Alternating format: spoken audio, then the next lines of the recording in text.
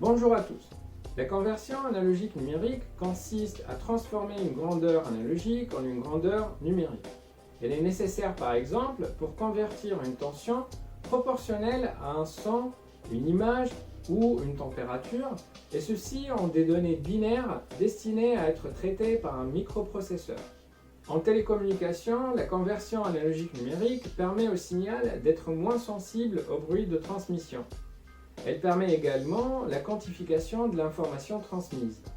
Le traitement numérique d'un signal analogique nécessite au préalable sa représentation sous forme de valeurs discrètes prélevées régulièrement. C'est ce qu'on appelle l'échantillonnage temporel.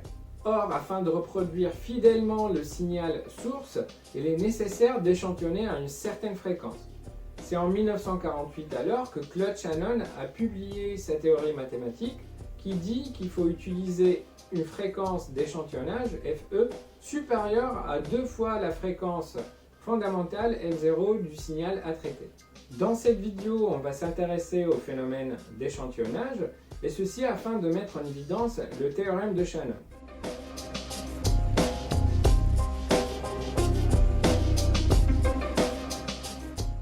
Donc la première étape de conversion analogique numérique consiste à faire de l'échantillonnage. Le signal qu'on va traiter peut prendre plusieurs formes. Il peut être soit un signal audio, soit une image à traiter ou bien une température. L'essentiel, il faut que ça soit un signal de type analogique. Prenons l'exemple d'un signal audio. Un microphone, c'est un capteur à transducteur. Il permet de convertir l'énergie mécanique en une énergie électrique. Donc à la sortie, on aura un signal audio analogique continu dans le temps. L'étape d'échantillonnage consiste à prélever dans un temps très précis une partie de ce signal audio. Cette étape peut être assimilée à un interrupteur commandé par une tension qui s'ouvre et qui se ferme pendant une période TE qui va être considérée comme la période d'échantillonnage. Ce signal est en réalité un signal de type PWM, c'est-à-dire un signal modulé en largeur d'impulsion. Il possède un rapport cyclique très faible, ce qui fait qu'on observe des pics d'impulsion qui vont faire l'échantillonnage. Mathématiquement, le signal échantillonné peut être représenté par le produit de deux fonctions. S de t qui est la fonction du signal audio et P de t qui est une suite périodique d'impulsions qu'on appelle aussi peigne de Dirac. L'étape d'échantillonnage ne doit pas modifier l'information portée par ce signal. Donc la question qui se pose, à quelle fréquence doit-on prélever le signal pour que le signal de sortie soit fidèle au signal d'entrée? Donc on a vu que la fonction échantillonnée est le produit du signal S de t avec la fonction peigne de Dirac. Or, la fonction peigne de Dirac peut être décomposée en série de Fourier sous la forme d'une somme infinie de cosinus de fréquence k fois FE. Donc, en linéarisant le produit de cosinus, le signal échantillonné peut s'écrire sous la forme d'une fonction de signal sinusoïdal de fréquence F0, k fois FE moins F0 et k fois FE plus F0. Prenons un premier exemple. Ici, on a une fonction S de t d'une fréquence F0. On souhaite dans un premier temps échantillonner cette fréquence à une fréquence FE qui est égale à F0. Si on regarde la représentation spectrale du signal, on remarque que le signal échantillonné est une suite de valeurs discrètes constantes. Cela se traduit par l'apparition d'une raie située à la fréquence fondamentale, mais aussi des raies situées à des fréquences multiples qu'on appelle fréquences harmoniques, situées à 2F0, 3F0, mais aussi l'apparition d'une composante continue qui se traduit par un décalage du spectre sur l'axe des ordonnées. Maintenant, on va choisir une fréquence d'échantillonnage FE qui est égale à 4 tiers de F0. Première remarque, le signal échantillonné ne ressemble pas du tout au signal de départ. Si on regarde la représentation spectrale du signal échantillonné, on remarque la présence d'une raie au niveau de la fréquence fondamentale F0 et des raies multiples situées à 7 tiers de F0, 11 tiers de F0, 5 tiers de F0 et une raie située à 1 tiers de F0 qui n'existe pas dans le signal de départ. Ce phénomène s'appelle un phénomène de repliement. Le troisième exemple consiste à échantillonner le signal sinusoïdal avec une fréquence FE qui est égale à 2F0. Donc si on regarde la représentation spectrale, on voit l'apparition d'une raie à une fréquence F0, c'est la fréquence fondamentale, et des raies successives à 3F0 et 5F0. Pour le dernier exemple, la fréquence d'échantillonnage est égale à 4 fois F0. La représentation spectrale montre l'apparition de la fréquence fondamentale F0 et de fréquences multiples situées à 3F0, 5F0, 7F0 et 9F0. Dans ce dernier exemple, l'étape d'échantillonnage est réversible, c'est-à-dire on peut reproduire le signal analogique d'origine, par exemple en utilisant un filtre passe-bas. Donc, pour reproduire le signal de sortie de manière fidèle au signal d'origine, il faut donc choisir une fréquence d'échantillonnage au moins 2 fois la fréquence F0. Et comme ça, on respecte la règle de Shannon.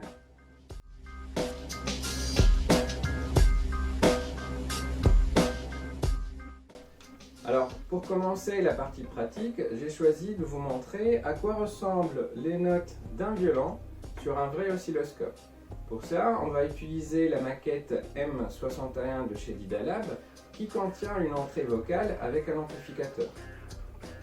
Cette maquette contient entre autres un circuit d'échantillonnage mémorisation, un circuit de conversion analogique numérique à base du AD 7820 de chez Texas Instruments, un convertisseur parallèle série, un oscillateur qui permet de générer des fréquences de type carré, triangulaire et sinusoïdal, un générateur de tension continue variable, et puis toute une série d'amplifications, adaptations et filtrages afin de pouvoir traiter des signaux de type audio.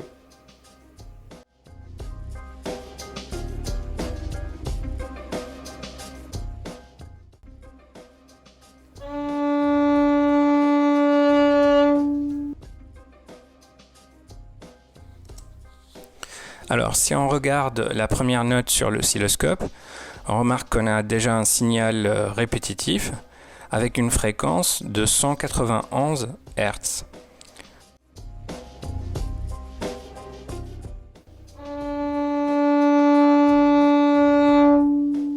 La deuxième note, qui est la Ré, présente une fréquence plus importante. Donc là, si on mesure la fréquence, on trouve à peu près une fréquence de 296 Hz. Remarque, ce que vous voyez ici en bleu, c'est le signal échantillonné de la note jouée.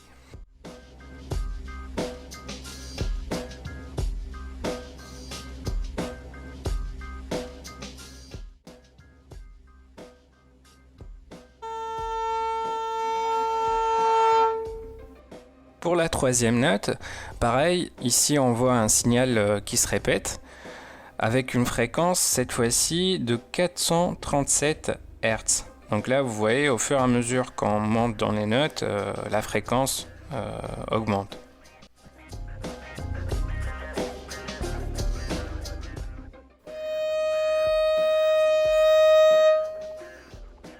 Et la dernière note, vous voyez ici sur l'oscilloscope, si on regarde la fréquence, on est à peu près à 660 Hz. Donc pour résumer, si on compare ces fréquences par rapport aux fréquences préconisées pour accorder l'instrument, on n'est pas vraiment très loin.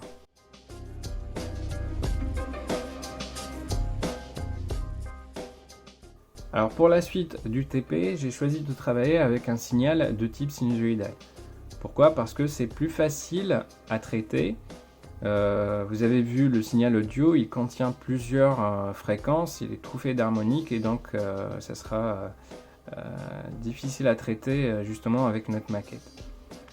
Donc ce que vous voyez sur l'oscilloscope, ce qui est en jaune c'est le signal d'entrée, en bleu c'est le signal échantillonné bloqué, et en violet c'est le mode FFT, c'est-à-dire le mode temporel de notre signal échantillonné bloqué. Les signaux bougent parce que j'ai choisi de faire un mode d'acquisition en utilisant un moyen âge pour voir les signaux proprement. Mais si je fais un stop et je zoome, vous allez voir, voilà. Donc le signal en bleu, c'est le signal échantillonné. Et si je fais encore un zoom, la première remarque, c'est que le signal échantillonné bloqué ne suit pas du tout le signal d'entrée. C'est normal parce qu'on ne respecte pas la règle de Shannon. On a choisi de travailler à une fréquence F0 qui est égale à FE. Si on regarde maintenant le mode FFT et on essaye de chercher les fréquences, plutôt la fréquence fondamentale et puis les fréquences harmoniques. Donc là, vous voyez ici, j'ai ma fréquence de 3,8 kg, mais il y a un problème, il y a un effet de repliement. Vous voyez la fréquence de 3,8, j'ai sa fréquence symétrique ici qui est située à 3,5. Ce que vous voyez ici, c'est des effets de repliement qui sont dus au fait qu'on a mal exploité le théorème de Shannon. À vrai dire, on n'a pas choisi une fréquence supérieure à 2 fois la fréquence fondamentale. Donc tout ce que vous voyez ici c'est une fréquence harmonique, ici c'est la fréquence due à l'effet de repliement. Ici pareil, c'est une fréquence harmonique à 11 kg due, et ici c'est sa symétrie par repliement. Maintenant, si on revient aux équations qu'on a étudiées tout à l'heure, quand on a choisi FE égale F0, on a trouvé que le spectre présente des fréquences, présente déjà la fréquence fondamentale, mais aussi des fréquences multiples de type 2F0, 3F0, 4 et ainsi de suite. Donc là, j'ai ma fréquence fondamentale à 3,8. J'ai une fréquence double à 7,6. Donc ça c'est 2F0. Ensuite j'ai 3F0 à 11,2. 4F0.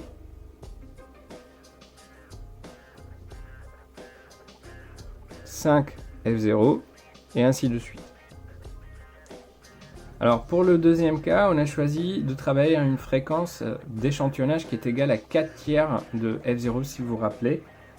Donc là, j'ai choisi de fixer la fréquence d'échantillonnage à 5,08, ce qui correspond à 4 tiers de 3,8 kg. Si je fais un stop et je zoome sur mon signal, donc là, on ne respecte pas encore la règle de Shannon. Donc le signal échantillonné bloqué, il suit pas, vous voyez, il suit pas le signal d'entrée. Et si on revient sur la FFT du signal échantillonné bloqué et qu'on vérifie les fréquences qu'on a trouvées, donc première chose, c'est toujours la fondamentale. Donc ici, on trouve la fondamentale à 3,8, mais on trouve aussi une fréquence. Ici, vous voyez, elle apparaît à 1.2, ce qui correspond à F0 sur 3. Donc, c'est FE moins F0. Ensuite, on a une harmonique qui apparaît à 6,2, donc qui correspond à 2FE moins F0. Ensuite, 8,8, qui correspond à FE plus F0, et enfin 11.2, celle-là elle correspond à 2FE plus F0. Et puis vous pouvez faire le calcul pour le reste des raies et vérifier leur valeur de fréquence. Pour le troisième cas, on a choisi tout à l'heure théoriquement une valeur FE qui est égale à 2F0. Donc ici, j'ai fixé la fréquence d'échantillonnage à une valeur de 7,6 kHz. Donc vous voyez ici, si je fais un zoom sur le signal d'entrée et le signal à échantillonner, on voit que le signal, il suit pas, il commence à suivre le signal d'entrée, mais on n'est pas encore dans la condition de Shannon. Maintenant, si je regarde le spectre, je remarque la présence de 3 raies. Alors, vous vous en doutez, la première raie, elle appartient à la raie fondamentale, donc à 3,8. Mais on a vérifié tout à l'heure avec le calcul qu'on a une raie qui apparaît à 3 F0, donc ici 11,5 kHz, et une raie qui apparaît à 5 F0.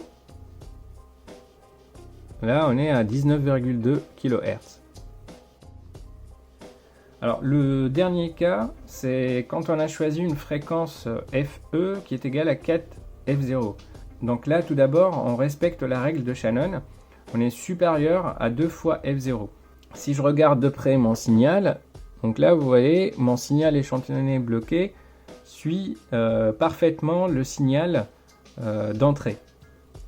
Maintenant, je vous rappelle, quand on a fait le calcul, tout à l'heure, on a trouvé la fréquence fondamentale, mais aussi on a trouvé des fréquences harmoniques qui sont situées respectivement à 3 F0, 5 F0, 7 F0 et 9 F0.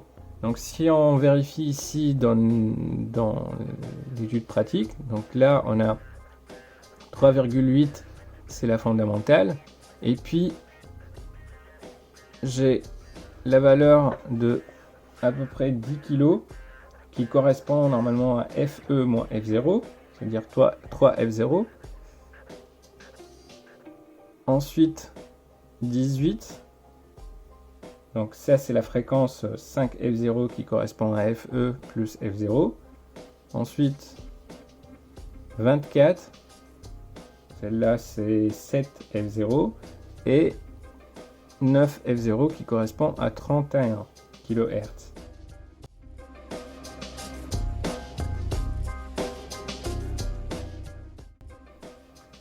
Alors cette partie, c'est une partie annexe qui concerne l'échantillonnage et plus précisément la fonction qui gère la fréquence d'échantillonnage. Comme je vous ai expliqué tout à l'heure, cette fonction est assurée par un composant qui s'appelle le NE555. Il peut être configuré sous forme de multivibrateur instable, ce qui va permettre de générer un signal de type carré. J'ai essayé de reproduire le circuit de la maquette du TP, mais cette fois-ci sur une platine de test, l'Analog Discovery Studio, qui m'a été offerte par Digilent, que je remercie au passage. C'est vraiment un véritable kit laboratoire qui contient un générateur à courant continu, un générateur de fonctions, un oscilloscope ainsi qu'un analyseur logique. La platine est fournie avec un logiciel qui s'appelle Waveform qui assure l'interfaçage entre le PC et la breadboard.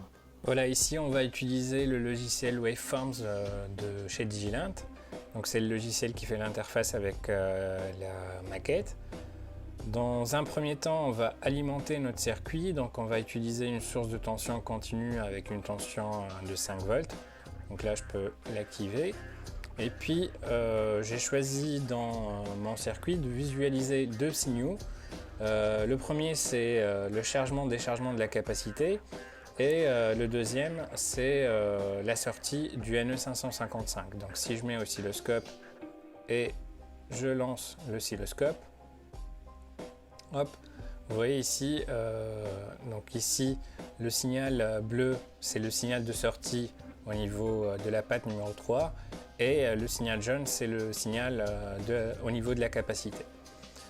Alors, une première remarque, la capacité, c'est celle qui gère la sortie du NE555, c'est-à-dire elle gère le passage entre l'état haut et l'état bas. Alors, si vous avez besoin de plus de détails, n'hésitez pas à aller voir ma vidéo sur le NE555. Deuxième remarque, l'état haut ici, on voit très bien qu'il dure plus longtemps que l'état bas. Ça c'est l'effet des résistances qui sont autour du NE555, et d'ailleurs l'échantillonnage nécessite en quelque sorte un petit peu de cet effet. Pourquoi? Parce que nous ce qu'on cherche c'est de générer un signal de type PWM, c'est-à-dire modulé en largeur d'impulsion, et pour l'échantillonneur le NE555 délivre un signal de type MLI avec un rapport cyclique qui est très faible, de l'ordre de 5%. Donc, ce qui fait que vous voyez sur l'oscilloscope tout à l'heure des impulsions avec des largeurs vraiment très petites.